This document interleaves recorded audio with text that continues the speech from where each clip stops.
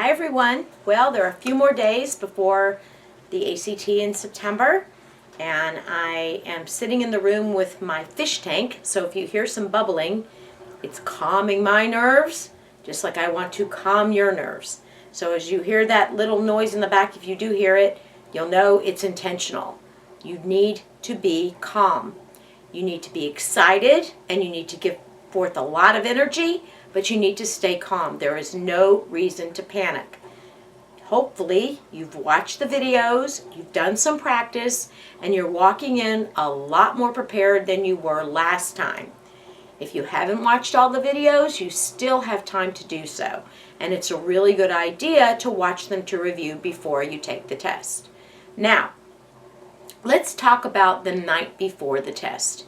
You need to get everything organized. First of all, if you're taking the test in a location that you're unfamiliar with, that you've never driven to before, you might want to Google map it or check it out to make sure you know exactly how to get there in the morning.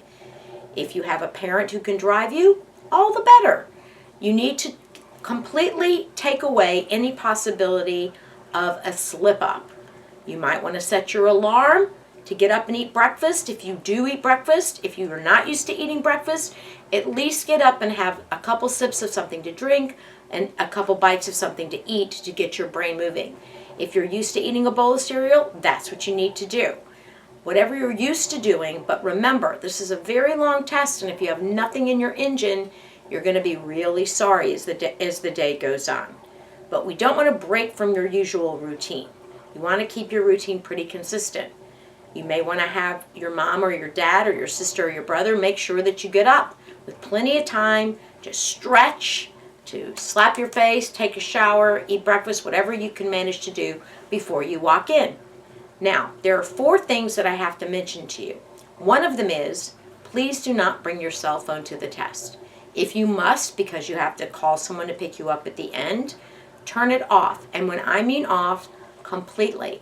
Because if your cell phone goes off during the test for any reason, even if it's just a beep, because someone has dinged you on Instagram or whatever, you're out of there. And all that hard work is gone. So make sure that you don't bring your phone, and if you absolutely must, turn it off completely, okay? That's number 1. Number 2, make sure you bring an ID. Now, this is just my business card. Didn't want to bring my driver's license because you don't need to know how old I am. Old.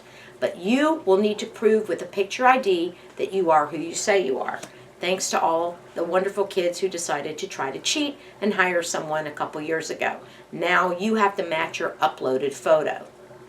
That's number 2. Number 3, remember you have to use the old school pencils. You can't use mechanical ones. So get a couple of these old school ones. If you don't have any, I'm sure your school has some.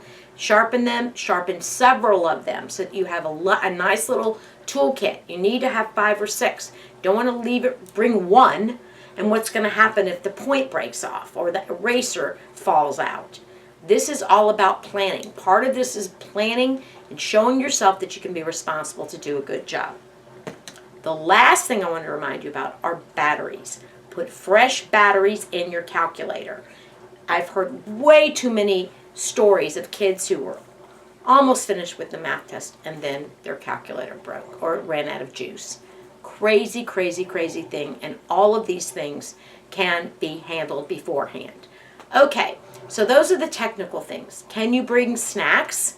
Yes. You're going to be given a short 5 to 10 minute break after 2 sections of your test, and you might want to eat something, especially if you didn't eat a lot of breakfast. It's going to have to be the kind of thing you can just slam down very quickly, but like a granola bar or a protein bar or something like that would be a great idea. If you're a gum chewer, chew gum. It helps you calm your nerves. It'll help you get some sugar into your system, no problem, unless the particular facility has a rule against it. Don't go saying, Mrs. Arndt said I could bring gum. They don't know who I am. But you know if you are a regular gum chewer, it's probably a great idea.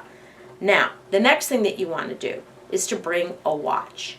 Now, I know a lot of you don't have watches or don't wear watches because you have your cell phone. Remember, you're not going to have your cell phone. You also want to remember that not every classroom has a functioning clock. It should, but I've heard so many stories where kids walk in to take a test and guess what? The clock doesn't work or doesn't work correctly. So if you borrow a watch, I'm sure you know someone who has a watch that will let you use it Saturday morning. You might want to take the watch off. That's what I do. Put it down on your desk next to you. And whenever a section starts, you write down the start time because every proctor puts the start time on the front board. And then as we go through the sections, I will remind you of what halftime is. And if you can keep in your head to check your watch after halftime, you'll know if you're on target to finish the test. And if you're going a little too slowly, you can speed up. And if you're a speed demon, you can slow down a little bit. Now, naturally, people go a little faster on the actual test. That's because of something called adrenaline. It's not necessarily a bad thing, but you hopefully have practiced a little bit and prayerfully know the sections and how much time you have and how to check in with your watch to make sure that you're on target. But I'm going to review all of that right now. Okay, a lot of people ask me about staying on target for the grammar section, the English test, which remember is the first test that you are going to take. And here's my best advice. Each section, you have 5 passages and you have 45 minutes. That means that for each passage you have like 9 minutes to finish it. You have 2 choices. You can write down your start time and add, say you start the test at 8:15. Add 9 minutes, which would be 8:24, or better yet, add 18 minutes. Now, if you add 18 minutes, then after you've completed 2 passages, you should look at the time. And if your time after 2 passages is about the time that it says on that you wrote down, then you are at a fantastic pace. If you've completed 2 passages and you've done them both in 5 minutes, so you've only used up 10 minutes of that 18 minutes, you need to slow down because you're going to be making some really dumb, stupid, careless errors. And that you will be so mad at yourself if you miss.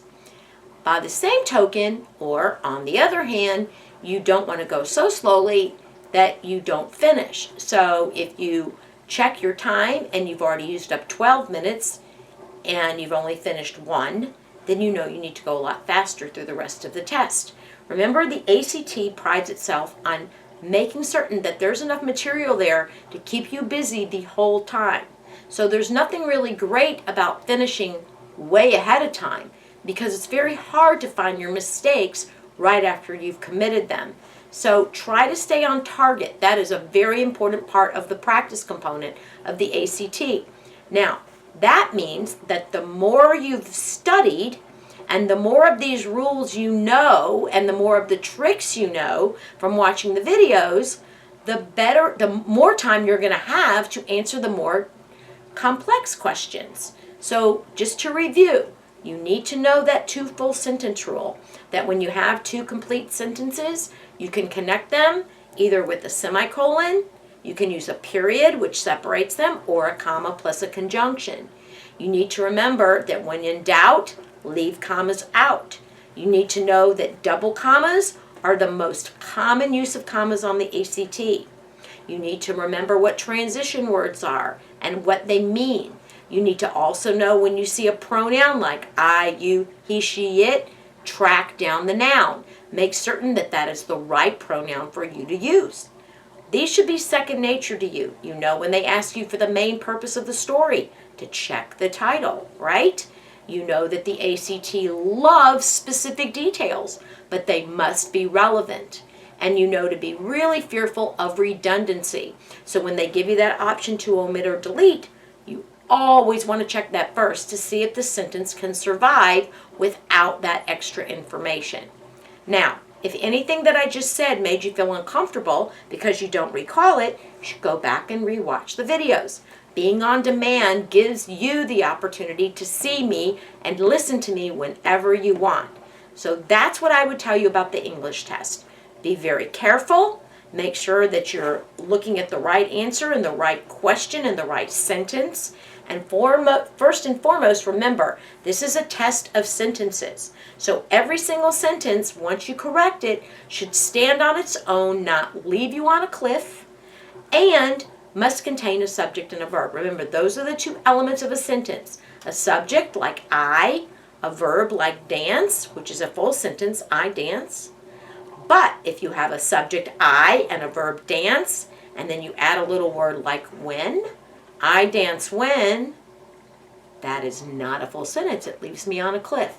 So really looking for full sentences is going to help you out a lot as you move your way through the English test. All right, 45 minutes have gone. You've done a fantastic job on the English test because you studied all those grammar rules so intensely. And now we're moving on to the math. If you've watched Coach, he's reviewed you.